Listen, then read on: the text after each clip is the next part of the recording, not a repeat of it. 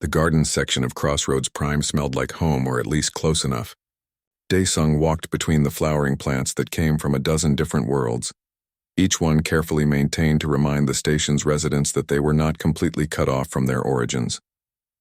The artificial sun above cast warm light through the transparent dome, and for a moment he could almost forget he was floating in space. His uniform jacket hung heavy on his shoulders. The station kept the temperature comfortable for most species, which meant it was too warm for humans wearing full diplomatic attire. Daesung pulled off the dark blue jacket and draped it over a bench near the fountain. The cool air felt good against his arms through his thin shirt. He knelt beside a section of earth plants, checking their growth. Hana had asked him to monitor them while she worked on the station's air filtration system.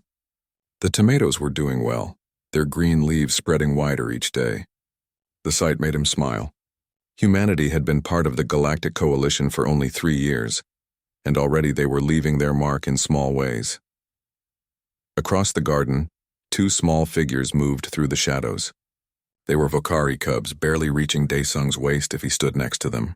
Their scales were lighter than the adults, a soft gray-green that would darken as they matured. Their eyes were large and bright with curiosity. Kes, the bolder of the 2, spotted the jacket first. She nudged her brother Rhina and pointed with one clawed finger. The fabric was unlike anything in their quarters. Most clothing on the station was practical, made from synthetic materials that felt the same regardless of species. But this jacket was different. It had texture, weight, and a scent that made both cubs tilt their heads. They approached slowly, the way young predators do when investigating something new. Kes reached out and touched the fabric. It was soft, much softer than Vocari clothing. She grabbed a sleeve and pulled. The jacket slid off the bench. Rhina made a small chirping sound, their species equivalent of a laugh. Kes wrapped both arms around the jacket and lifted it. It was big for her, the sleeves dragging on the ground. She looked at her brother, and some wordless communication passed between them. They had found treasure, and treasure should be brought home. The cubs hurried away, Kes carrying the jacket while Rhina kept watch. They moved with the practiced stealth of younglings who knew they were doing something they probably should not do. But it was not really wrong, was it? The human had left it behind. In their young minds, that meant it was free to take. Daesung spent another 20 minutes in the garden before he noticed the temperature cooling. The station's day cycle was shifting toward evening. He stood, brushed dirt from his knees, and turned toward the bench. His jacket was gone. He looked around, confused. Had he moved it? So he clearly remembered putting it right there. He checked under the bench, behind the nearby plants, even in the fountain, though that made no sense. The jacket had simply vanished. His communicator buzzed. Hana's face appeared on the small screen. Done with the filters. Meet for dinner? Yeah, sure. Hey, did you see my jacket? Your jacket? No, why? I left it in the garden and now it's gone. Hana's expression shifted to concern. Gone, like stolen? I don't know. Maybe I'm just tired and forgot where I put it. Want me to check the security footage? Daesung hesitated. It seemed like a lot of trouble for a jacket. But it was his only formal one, and replacing it would mean waiting months for a supply ship from Earth. If you don't mind. 20 minutes later, they sat in Hana's small office watching the garden footage on her console. The timestamp showed Daesung placing the jacket on the bench. Several minutes passed with nothing happening. Then 2 small shapes entered the frame. Are those Vocari cubs? Hana leaned closer to the screen. Looks like it. I have seen them around. Their parent is Commander Thrall. They watched as Kes touched the jacket, pulled it down, and gathered it up. The cubs looked around once, then scurried away with their prize. Hana laughed. Well, that's adorable. Little thieves. Daesung smiled too. Kids being kids, I guess. Doesn't matter what planet you're from. So what now? March over and demand it back from tiny aliens? Maybe I will just ask their father tomorrow, no rush. It's just a jacket. Hana nodded, still grinning. The great jacket heist. This might be the most exciting thing that's happened this month. They went to dinner, joking about the cubs and what they might be doing with the jacket. Maybe using it as a blanket. Maybe trying to wear it. The mental image of a Vocari cub swimming in a human jacket made them both laugh. What they did not know was that across the station, in the family quarters of Commander Thrall, a very different scene was unfolding.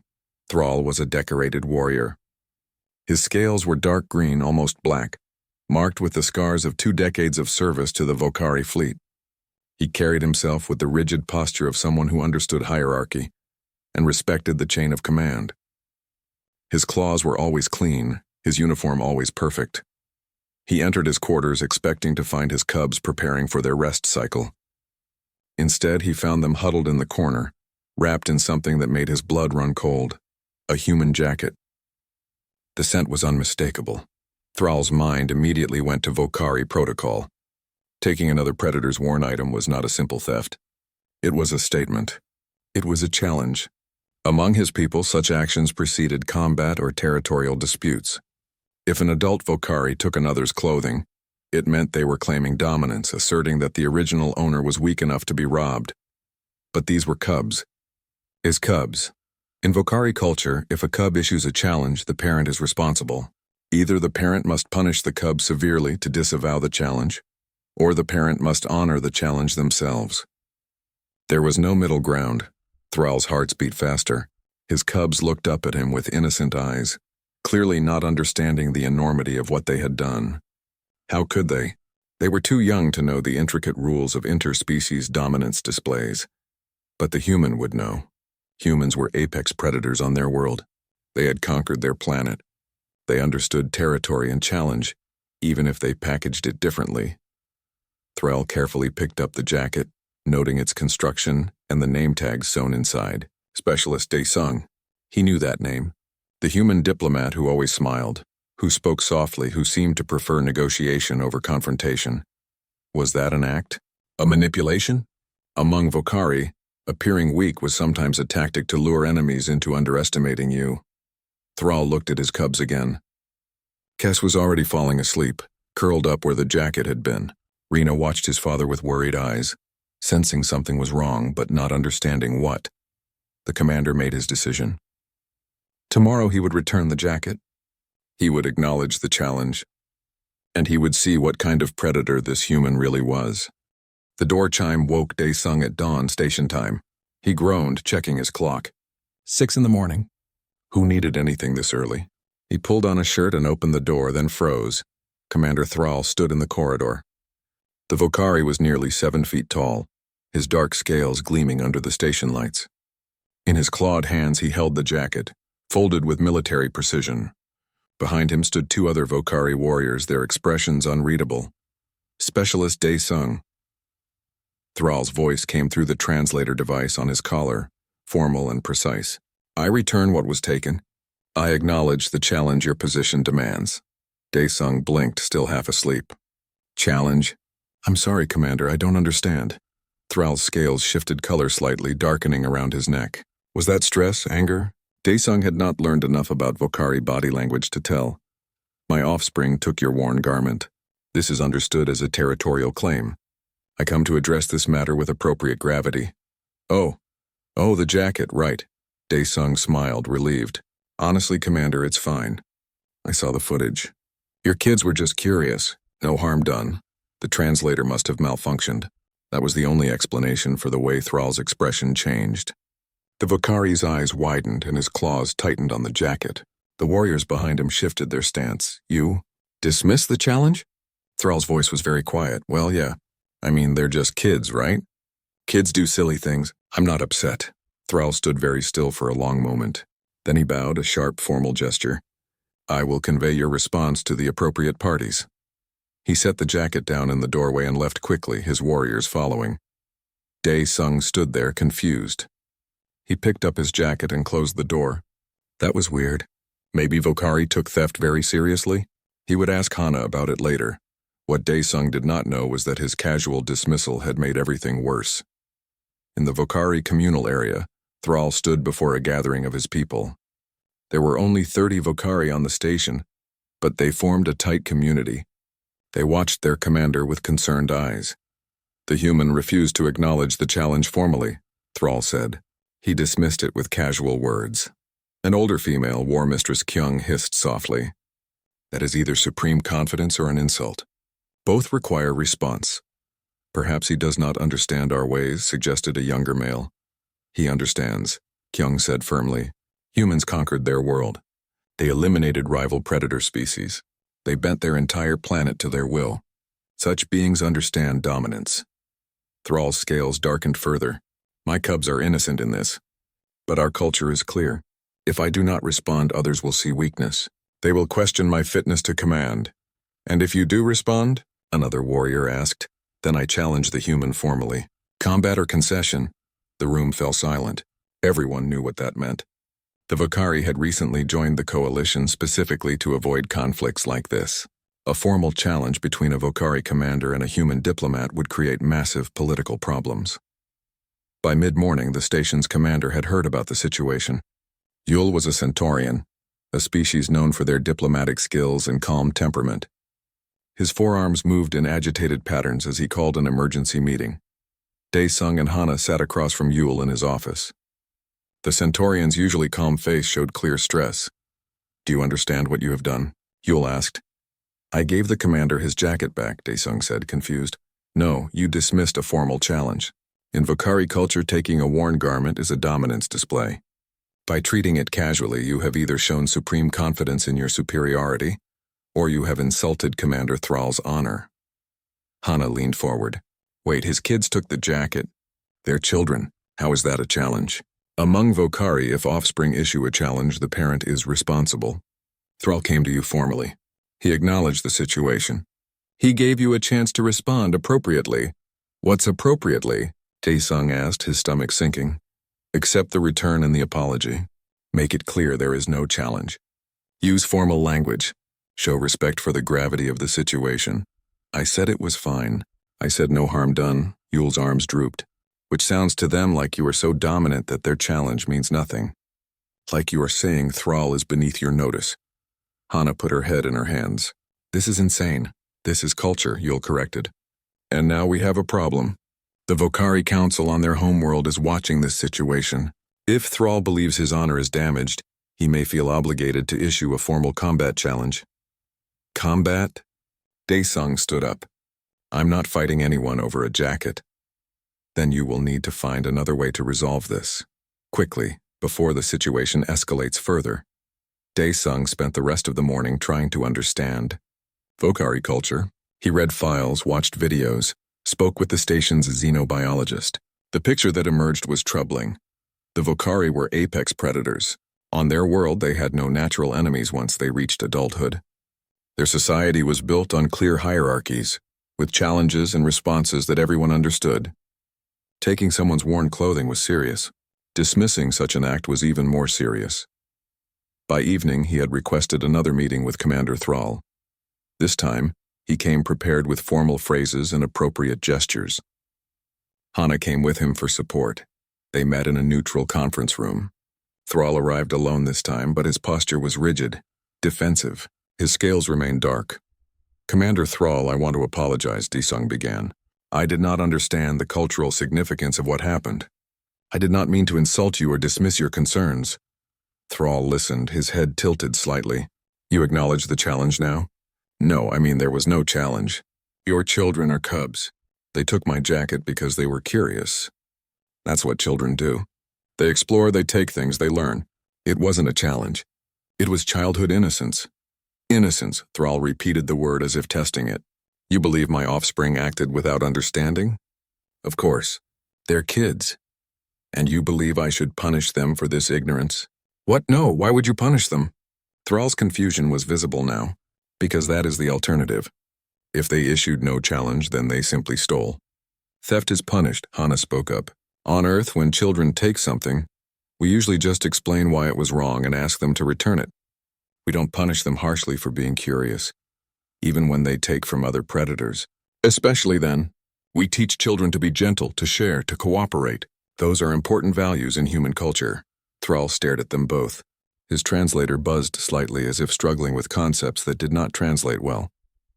Your species rules your world. You are apex predators. Yet you teach your offspring. Gentleness? Yes, Daesung said simply. The Vocari commander sat down slowly, his movements careful. I do not understand. Apex predators who choose softness. Conquerors who teach cooperation. Your people confuse me, Specialist Daesung. Maybe we can help each other understand, Hana suggested. Would you let us meet your cubs? We can show you how humans interact with children. And maybe you can teach us more about Vocari culture. Thrall was quiet for a long moment. His scales shifted, lightening slightly. This would be acceptable, but the council is watching. If I appear weak, others will challenge my position. I must show strength. What if, Daesung said carefully, we find a way for you to show strength through understanding, strength through cultural exchange? That is not how strength is measured among my people. Maybe it should be. The words hung in the air between them.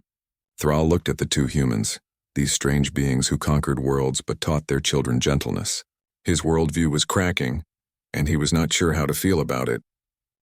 Commander Thrall agreed to a formal cultural exchange meeting. He insisted it be recorded and transmitted to the Vocari Council. If he was going to risk his reputation, he wanted witnesses to understand why. The meeting room was set up with multiple screens and recording devices. Thrall sat on one side of the table, his posture military straight. Daesung and Hana sat across from him. Between them, a holographic projector waited to display information. I have studied your species, Thrall began. Your history shows conquest. You eliminated other predators on your world. You built weapons that could destroy your entire planet. You spread across your continents with unstoppable force, yet you claim to value gentleness. I do not understand this contradiction. Daesung nodded slowly. You're right that humans can be violent. We've done terrible things in our history, but we also made choices to be different, to be better. That's what makes us human. We chose to change. Show me, Thrall said. Show me how apex predators choose softness without becoming prey. Hana activated the holographic display.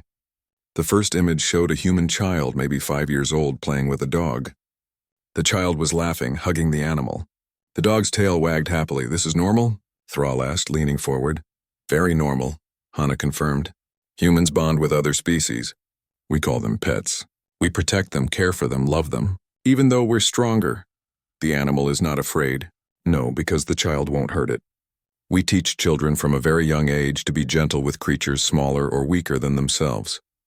The next image showed a human soldier in combat gear, cradling a small cat. The soldier's face was dirty and tired, but his expression was soft as he fed the cat from his ration pack. This soldier is in a war zone, Daesung explained, but he stopped to help an injured animal. He carried it for days until he could get it to safety. This happens a lot. Human soldiers rescue animals during conflicts. They risk their lives for creatures that have no strategic value. Thrall's scales shifted color. This makes no tactical sense. No, Hana agreed. But it makes emotional sense. Humans have something we call empathy. We feel what others feel. It makes us want to help even when it costs us something. The display changed again. This time it showed statistics and graphs.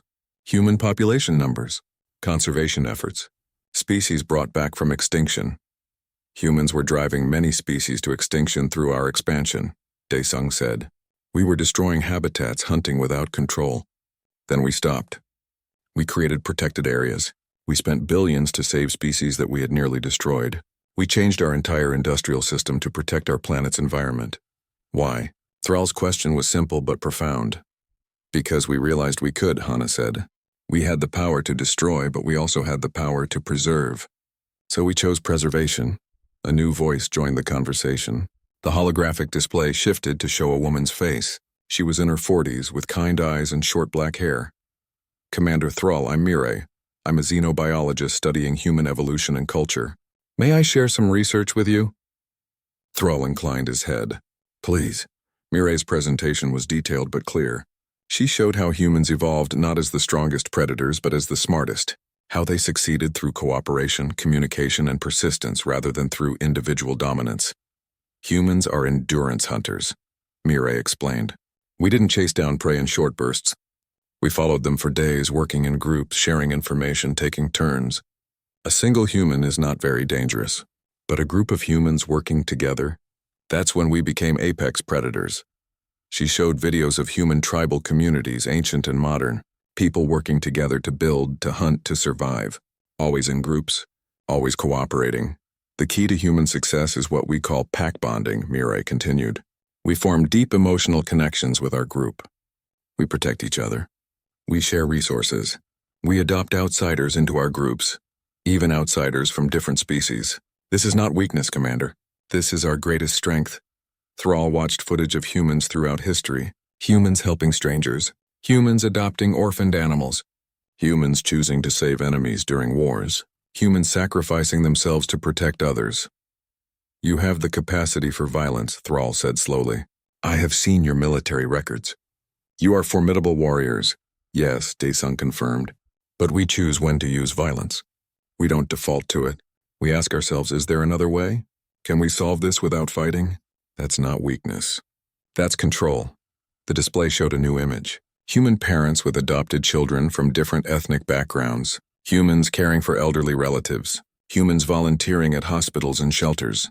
On Vokari Prime, Thrall said quietly, the weak are left behind. Those who cannot keep up are not carried. This is natural selection. This is how we remain strong, but is it strength? Hana asked gently. Or is it just survival? Humans learned that true strength is lifting others up, making everyone stronger, protecting those who need protection. That's how we conquered our world. Not by being the strongest individuals, but by being the strongest society. Thrall sat in silence, processing. His scales shifted through several colors, patterns of stress and confusion and something that might have been wonder. I need to show you something, he said finally. He activated his own device and pulled up a file. This is footage from your interaction with my cubs. The station security recording. The hologram showed Daesung in the garden, the cubs approaching, taking the jacket. And then, critically, it showed Daesung's face when he first noticed the jacket was missing. He had smiled. A small, fond smile, the expression of someone who had just figured out a harmless mystery. You were not angry, Thrall observed. No. I thought it was cute. Cute. Thrall tested the word. You saw theft and you found it. Endearing? I saw children being curious. That's different from theft. Thrall played another clip. This one showed Hana's reaction when they reviewed the footage together. She had laughed, called the cubs adorable. There was no anger, no sense of violated territory, no demand for punishment. In Vokari culture, Thrall said slowly, if cubs take from another predator, it is seen as the parent's failure to control them. It brings shame. The expected response is harsh discipline. That sounds lonely, Hana said softly. For you and for them. Thrall looked at her sharply. Lonely? If you always have to be strong, always in control, always ready to prove yourself. Where's the joy? Where's the laughter? Where's the love? The word translated awkwardly and Thrall tilted his head. Love is for mates and offspring, not for outsiders. Humans love lots of things, Daesung said. Our families, yes. But also our friends. Our pets, our communities. We even develop affection for people we've never met. Just because we share something in common. We love broadly and deeply. It's part of what makes us human. Mirai spoke up again from her holographic connection. Commander, I've studied dozens of apex predator species. Most follow the pattern you described. Dominance, hierarchy, control. But humans are unique.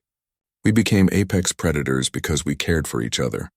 Because we protected our weak instead of abandoning them. Because we chose cooperation over competition within our own species.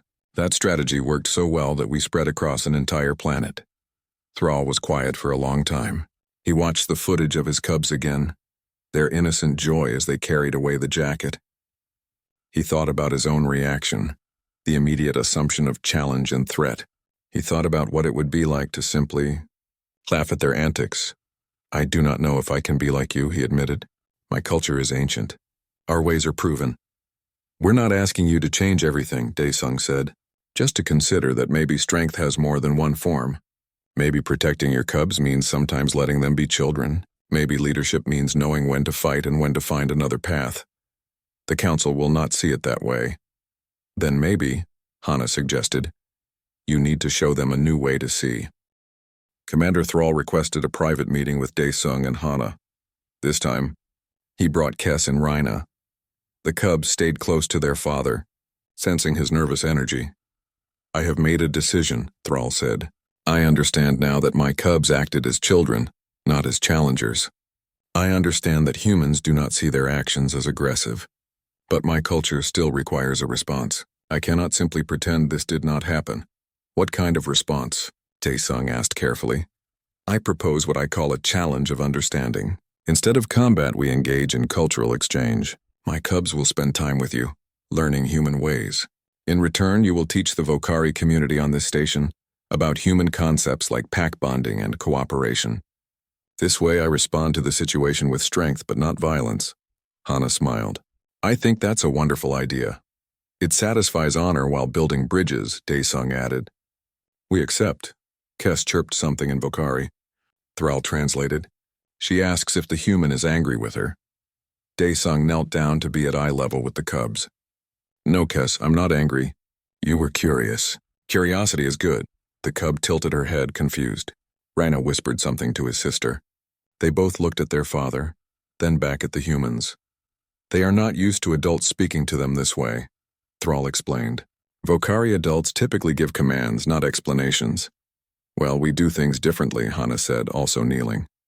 Hey, do you two want to see pictures of Earth? Of human cubs? The cubs nodded eagerly, their earlier nervousness fading. Hana pulled up images on her tablet. Human children playing, laughing, learning. The Vocari cubs watched with fascination. But not everyone was happy with this solution. War Mistress Kyung called an emergency gathering of the Vocari on the station. She was older than Thrall, her scales dark with age and scarred from countless battles. Her voice carried authority. Commander Thrall proposes cultural exchange instead of proper challenge response, she announced to the assembled group. This is weakness. This is surrender to human manipulation. Several younger warriors murmured agreement. Others looked uncertain. The humans have shown no aggression, one male pointed out. Perhaps this is appropriate. No aggression we recognize, Kyung countered. But they conquered their world. They did not do so by being soft. This gentleness is a tactic. They want us to lower our guard, to abandon our traditions. Then they will strike. That seems paranoid, another voice said, is it? Look at what they ask us to believe. That apex predators choose weakness. That conquerors teach their offspring to be gentle. That strength comes from cooperation rather than dominance. These ideas contradict everything we know about survival. Thrall entered the gathering, his posture formal. I understand your concerns, War Mistress. I shared them, but I have seen evidence that humans are not like other predators we have known. Evidence can be fabricated. Then come see for yourself. Observe the humans with my cubs. Watch how they interact. Make your own judgment. Kyung's scales darkened with displeasure, but she could not refuse without appearing fearful. Very well. I will observe. The next day, Daesung and Hana met with the cubs in a common area.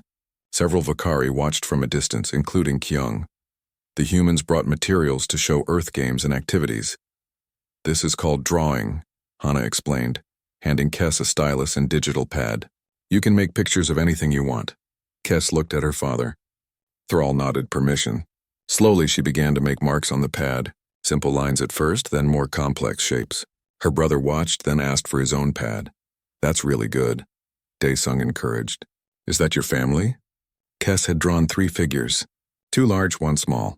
The Vocari equivalent of a smile appeared on her face. What is this activity meant to teach? Kyung asked, stepping closer. Creativity, Hana replied. Self-expression, confidence, it helps children develop their imagination and fine motor skills. It teaches nothing about hunting or survival. No, Daesung agreed. But humans believe childhood should include more than just survival training. Play is important. Joy is important. Raina made a sound and both humans looked over. The cub had drawn what looked like the station, with stick figures around it. He pointed to each figure, naming them. His father. His sister. And then, surprisingly, he pointed to 2 smaller figures. Daesung, Hana. The humans had been included in his drawing of important people. Something shifted in Kyung's expression, just slightly but noticeably.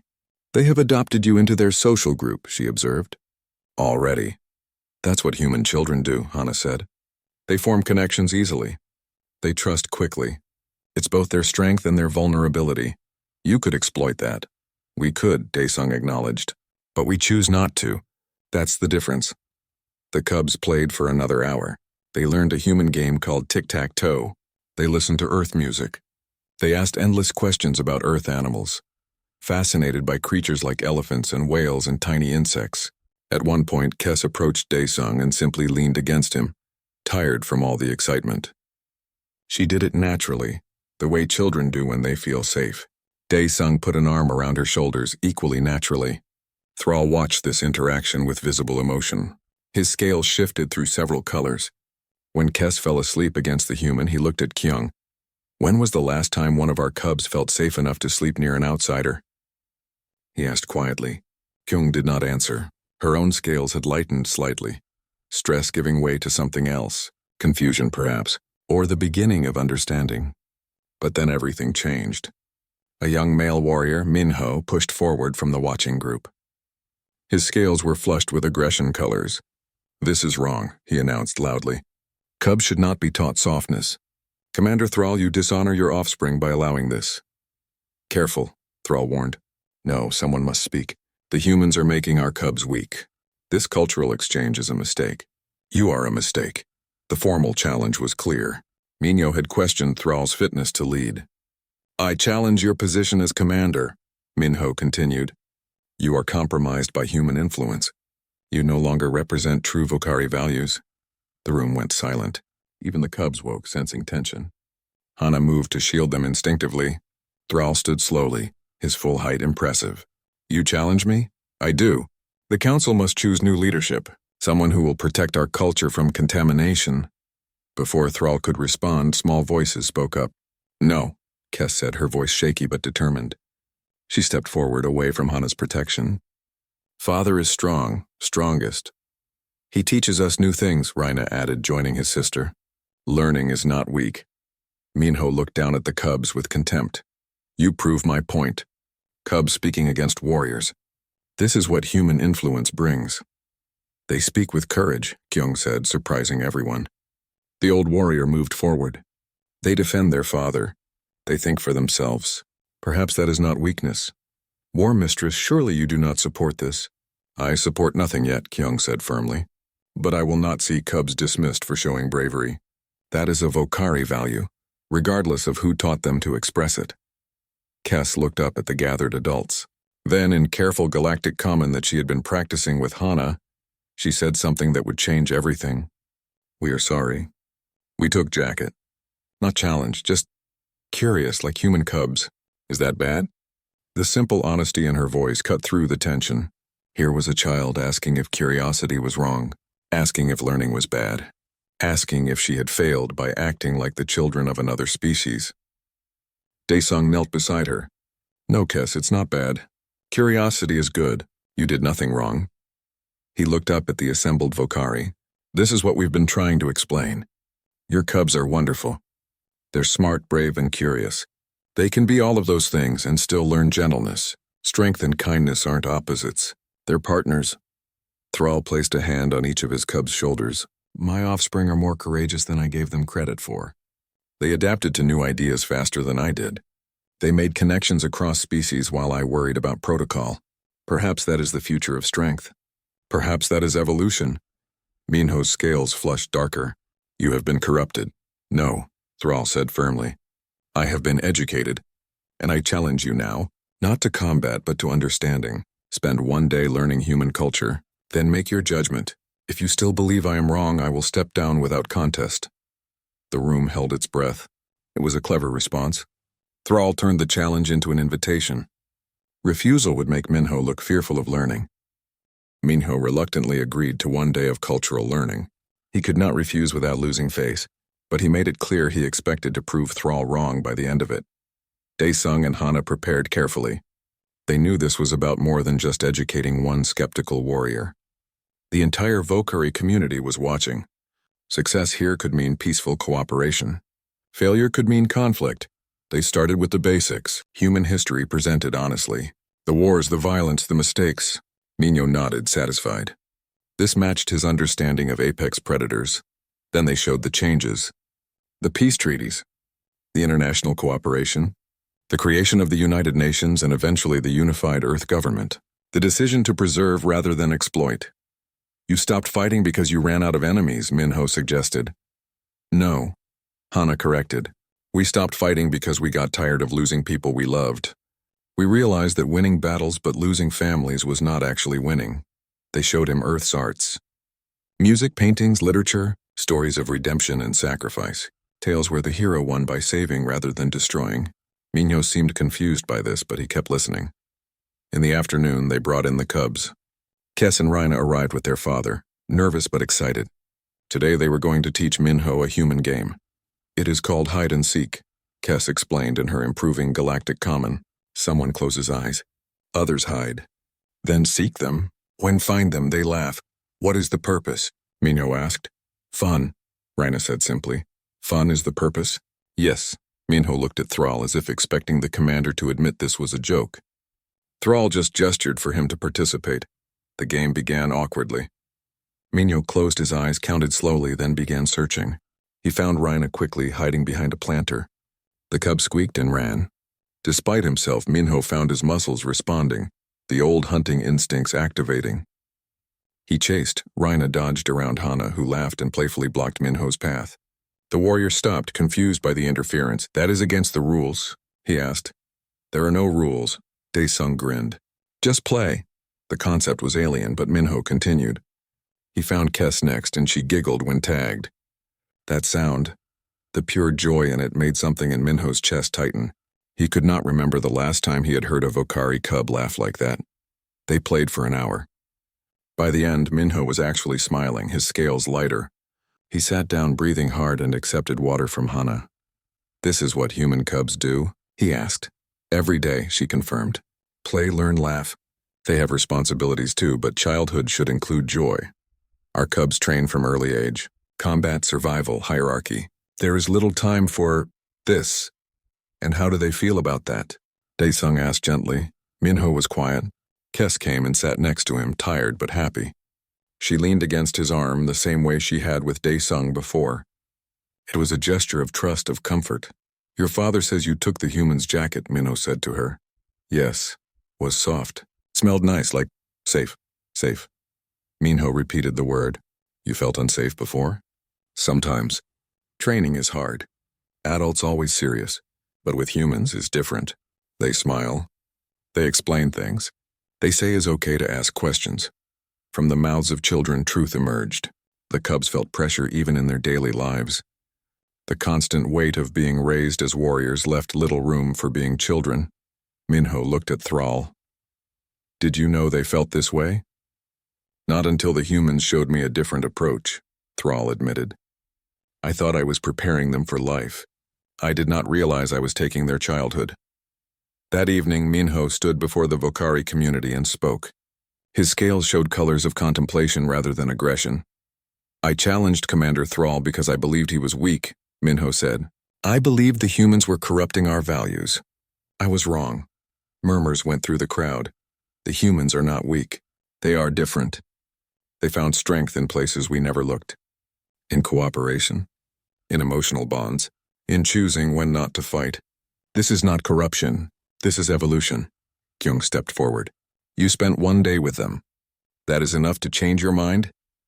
One day watching our cubs laugh without fear. One day seeing them trust without hesitation. One day understanding that maybe we have been so focused on surviving that we forgot about living. Minho's voice was firm. Commander Thrall showed wisdom in pursuing this path. I withdraw my challenge. The community discussed late into the night. Not everyone agreed. But more were willing to consider that perhaps there was value in learning from these strange humans, who conquered through compassion. Over the next weeks, things changed on Crossroads Prime. The cubs spent more time with Daesung and Hana. They learned human games and stories. In return, they taught the humans about Vocari traditions, the good parts that deserved preservation. Thrall began writing. He documented everything he learned about human culture, about different forms of strength, about leadership that included empathy. He called his work The Strength of Gentleness and sent it to the Vocari Council on the homeworld. The response was mixed. Some council members dismissed it as weakness, but others, particularly those who were parents, read it with growing interest. The idea that their cubs could be both strong and happy was compelling. 3 months after the jacket incident, an official Vocari delegation arrived at the station. They came to observe the human Vocari cultural exchange in person. The delegation leader was a severe female named Jisoo, a council member known for her traditional views. She watched the cubs playing with human children who had recently arrived on the station. She observed Vocari adults participating in cooperative games with humans. She attended lectures about pack bonding and emotional intelligence. On her last day, she asked to speak with Dae-sung privately. "Your species confuses me," she said bluntly. "You should not work. Apex predators who choose vulnerability, yet you thrive." "We thrive because of it, not in spite of it," Dae-sung explained. "Our vulnerability, our emotions, our connections, they make us stronger together than we could ever be alone." "And you truly believe this can work for Vocari?" "I believe every species can find their own balance between strength and gentleness. You don't have to be exactly like us, but maybe there's room in Vocari culture for both the warrior and the child to exist in the same individual." Jisoo was quiet for a long moment. "I have 3 cubs of my own," she finally said. "They train hard. They follow protocol. They make me proud. But I cannot remember the last time I saw them truly happy. It's not too late to change that." 6 months after that conversation, the Vocari Council passed new guidelines for cub rearing. Training would continue, but it would be balanced with time for play. Adults would be encouraged to explain rather than just command. Cultural exchanges with humans would be formally supported. The changes happened slowly, meeting resistance from traditionalists. But they happened. On Crossroads Prime, Kess and Rhina became something special. They were the bridge generation, raised in both worlds. They could be fierce when needed, but they could also laugh and play. They respected hierarchy, but they questioned when they did not understand. They embodied the fusion of 2 cultures. One day, nearly a year after the jacket incident, Dae-sung found a package at his door. Inside was a jacket, but not his original one. This was new, made from Vocari materials but designed in human style. Embroidered on the back was a symbol, half Vocari warrior crest, half Earth insignia. A note accompanied it, written in careful Galactic Common by Kess. "For the human who taught us safe is not weak. Thank you for jacket. Now you have ours." Dae-sung wore it to the next diplomatic function. Thrall saw it and nodded approval. They stood together, human and Vocari, watching their respective younglings play together without fear. "You know," Thrall said, "when my cubs took your jacket, I thought it was the worst day of my career. And now? Now I think it might have been the best. One small act of innocent curiosity changed everything." Hana joined them, carrying a data pad. "You should see this. 3 more Vocari colonies are requesting human cultural advisors, and Earth has requested Vocari combat instructors for our defense forces. This is becoming official policy. A true exchange," Thrall observed. "We teach you our strengths. You teach us yours." "That's how you build alliances that last," Dae-sung said. In the garden where it all began, cubs from multiple species played together now. Humans, Vocari, Centaurians, and others. They ran and laughed and learned from each other. Adults supervised, but more often than not, they were smiling at the children's antics rather than sternly controlling them. Kess ran up to Dae-sung, breathless. "We are making new game. It's called Space Tag. Want to play?" "I'm too old for tag," he protested. "No one too old for play," she insisted, grabbing his hand. "You taught me that," so Dae-sung played. A human diplomat running through gardens with alien children, laughing, stumbling, getting tagged and chasing in return. It was undignified. It was childish. It was exactly what the galaxy needed. Later, much later, when historians studied the formation of the deep human-Vocari alliance, they would point to formal treaties and political agreements. But those who were there knew the truth. The alliance was built on something much simpler. It was built on a jacket taken by curious cubs, on humans who chose to see innocence rather than threat, on a warrior who was brave enough to change his mind, on children who laughed across species barriers because no one had taught them it was impossible. The strongest alliances are not built on power or fear. They are built on understanding, on the courage to be vulnerable, on the wisdom to see strength in gentleness. They are built on the simple truth that sometimes the most powerful thing an apex predator can do is choose not to bite.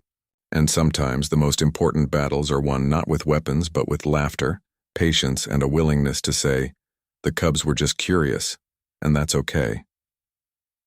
The galaxy was learning. Slowly, imperfectly, but genuinely. And it started with a jacket.